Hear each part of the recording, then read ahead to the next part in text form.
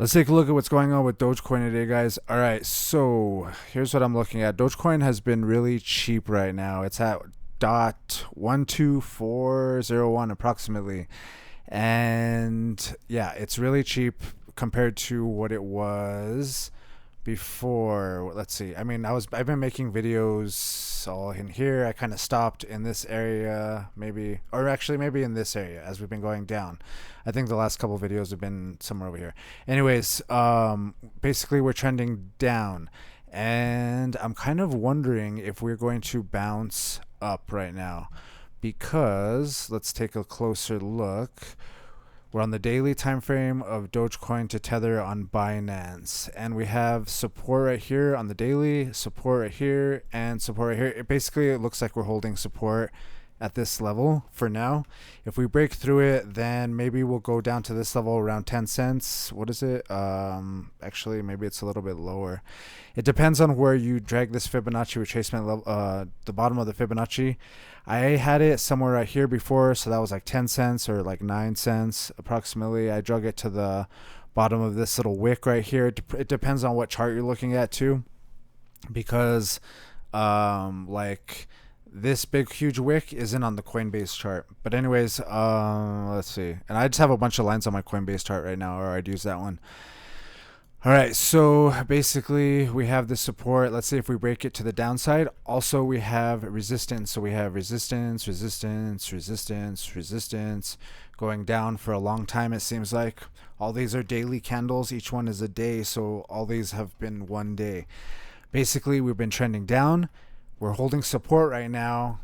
If we break that support going down, then you can kind of forget about this, but maybe it's going to break to the upside. If it does break to the upside, then we can start looking at targets going up. The first one would be this little pocket of resistance, in my opinion, the past resistance.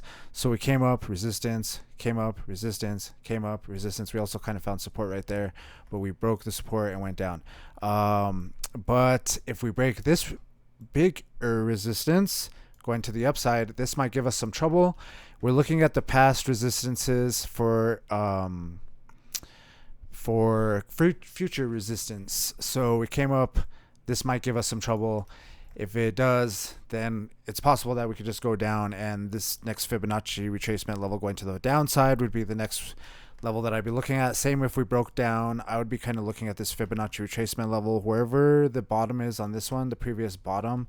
That's where I'd be looking at. Also, if you've seen my videos before, I use the Fibonacci retracement level when we have a big huge run and then we start coming down. It's a place to dollar cost average, and it usually comes in handy to trade off of too. Like it was bouncing, it basically bounces in between them. So like here we hit that one, sell, buy, sell, buy, sell, buy, let's see, sell, buy, sell, and then buy, and then the next one would be the bottom.